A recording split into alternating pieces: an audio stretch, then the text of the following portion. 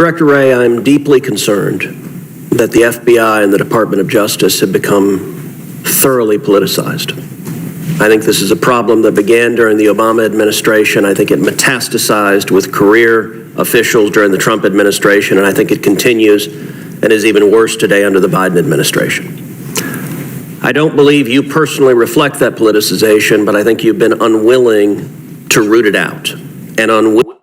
I do. I think Christopher Wray is absolutely complicit in this. He's the director of the FBI. The buck stops with the guy at the top.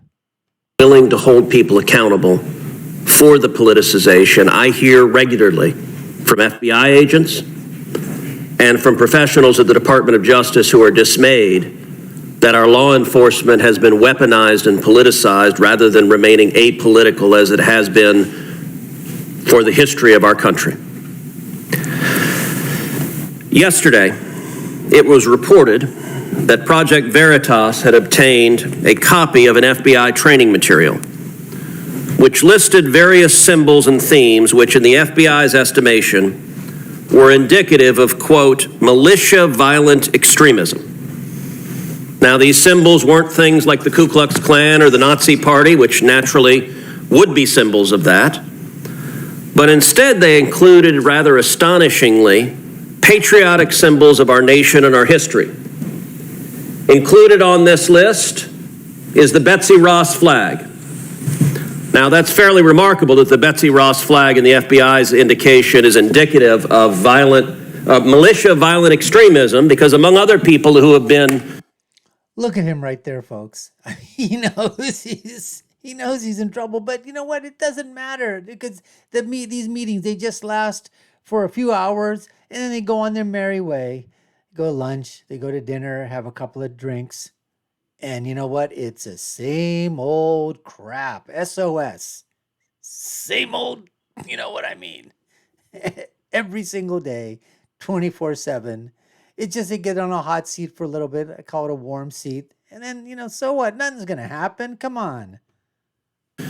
Publicly, alongside the Betsy Ross flag, we have President Barack Obama, who was sworn in directly underneath two Betsy Ross flags. But it's not just President Obama.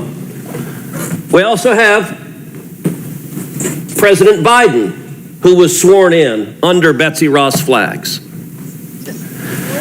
It's not just the Betsy Ross flag.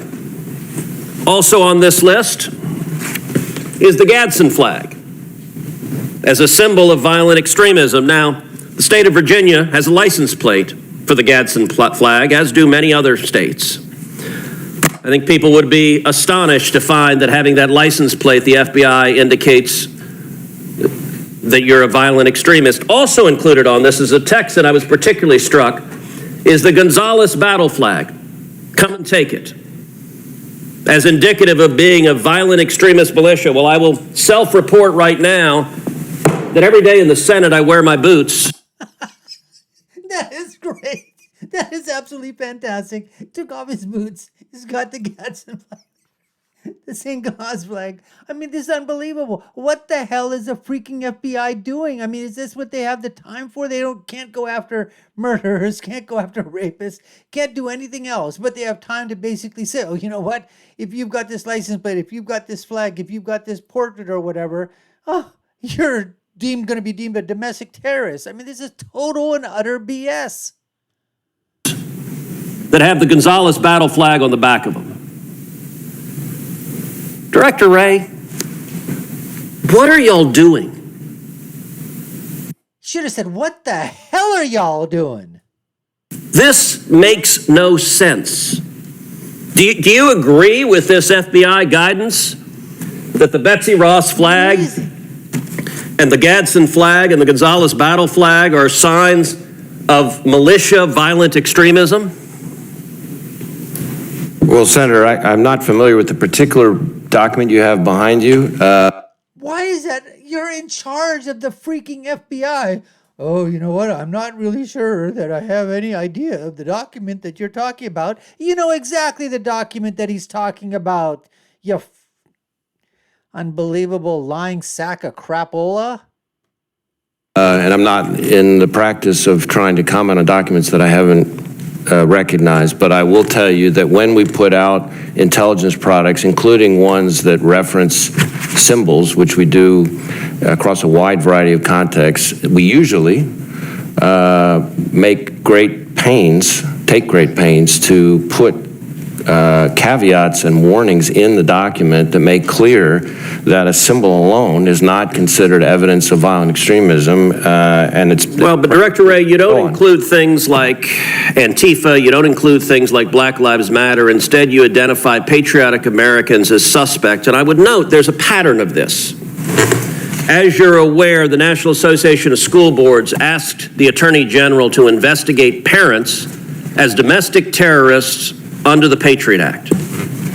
Now, it did so because it was upset about moms and dads coming to school boards and disagreeing with the policies of those schools. 5 days after that letter, the Attorney General sent a memo to you directing the FBI to target parents for investigation.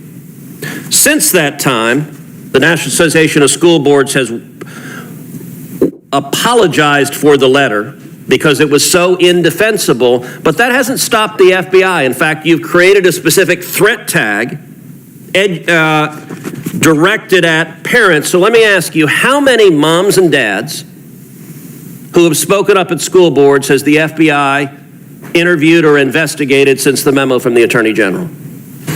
Well, first off, I'll say I'm not aware of any. But second, let me address the issue. You're not aware of any? Like, the House of Representatives has written you and asked you about it. If you would let me. So please answer. Please.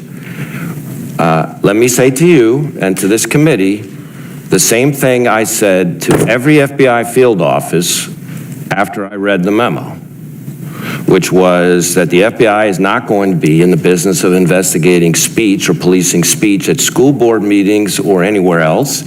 And that we're not about to start now, that threats of violence, that's a different matter altogether, and there we will work with our state and local partners as we always have. So Director Wray, our time is, do you know how many parents you have interviewed or investigated since that memo?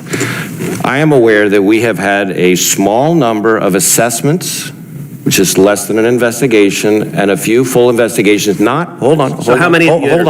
Let me finish. I'm asking you a question. Our time is limited. I don't know the number, but did not necessarily. But let me finish. That are not necessarily of parents. We have individuals who have made threats against a variety of people. Sometimes school board officials, sometimes other people as well. Director Wray, I will point out the House of Representatives has sent you oversight letters detailing dozens of investigations under a threat tag directed at parents, moms and dads who G-men have come in because they spoke out against mask mandates or vaccine mandates or critical race theory, and suddenly the G-men show up. And this was after the Attorney General claimed it wasn't happening. And so the pattern, sadly, we've seen, you say you don't know how many there are. The follow-up will be, I'll send you a letter, and you'll send back a letter that says I refuse to answer it. Let me give another example. Recently, there was the case against individuals charged with kidnapping and murdering Governor Gretchen Whitmer in Michigan. That case ended up an absolute debacle where the 4 people who went to trial, 2 of them were acquitted, 2 received mistrials. None of them were convicted on even a single charge, and the basis of the defense was entrapment, that the FBI, that paid enforcements for the FBI, had suggested and had incited the conduct. Let me ask you, how many FBI agents were disciplined or reprimanded after that disastrous case and the misconduct that led to every defendant being acquitted or having a mistrial on every charge? Senator, I can't comment on a personnel matter. I can tell you that case, as I understand it, is now pending a retrial, as I understand it. Well, the special agent in charge of that case has now been sent to D.C., to the Washington, D.C. office, and now leads the investigation regarding January 6th. Is that correct? That doesn't sound right to me. That does not sound right. The name of the individual is Stephen D'Antuono. He was run out of the FBI Detroit field office. And by the way, I will point out that the lead investigator, Special Agent Track, are you aware that he was apparently fired for allegedly beating his wife after coming home from a swingers party, and he'd made multiple derogatory political posts about President Trump showing political bias. Are you aware of that? I am aware of, I think, the incident you're describing and action that was taken about it. To clarify, on the first part of your question, Mr. D'Antuono was the special agent in charge of the office, the Detroit field office, and is now the assistant director in charge of the Washington field office. I thought you were asking about the agent who was responsible for the... So the guy in charge got promoted and is now in charge of the January 6th investigation. The guy in charge of the whole Detroit field office is now in charge of the whole Washington field office. That is astonishing. That right there is the incestuous nature of Washington politics. This moronic idiot from the FBI, who was the lead investigator in this whole Whitmer fraud that was being committed by the FBI, they decided, oh, you know what? That was such a debacle. That was such a disgrace. That was such stupidity, such idiocy. That was just an absolute, that was just a complete sham that occurred. And it was just so totally over the top. And it went to trial, and they said, you know what? This is entrapment. And instead of basically being reprimanded and saying, hey, listen, what you did was absolutely stupid. It was just a dereliction of duty. It should never have happened. Instead, what does he do? Good job. Good job. Guess what we're going to do? We're going to promote you from Detroit. You're going to go to D.C., right to the toilet bowl of Washington politics, the cesspool. That's where you're going. Astonishing. Folks, this is just, I don't even know where to begin. Well, first, let's begin by saying you've been watching the Dr. Nasir Shaikh Show. I've been your guest host for today. My name is Dr. Shaikh. And before I get to my final thought, let's just say that, you saw right there, Christopher Wray in the hot seat, under fire, Ted Cruz, the way he basically does it, as a prosecutor before, as an attorney, he has all the information at his disposal, and one by one, rapid fire. And, and what's Christopher Wray saying? I don't know about the memo. Oh, I can't comment on that memo. Oh, I never saw this. I didn't do this. I didn't do that. Oh, you did. It's just obfuscation, and it just continues like this. Yes, the Senate, they have their day in court. The people that are about to, the witnesses, the officials, they have their day, quote unquote, in court.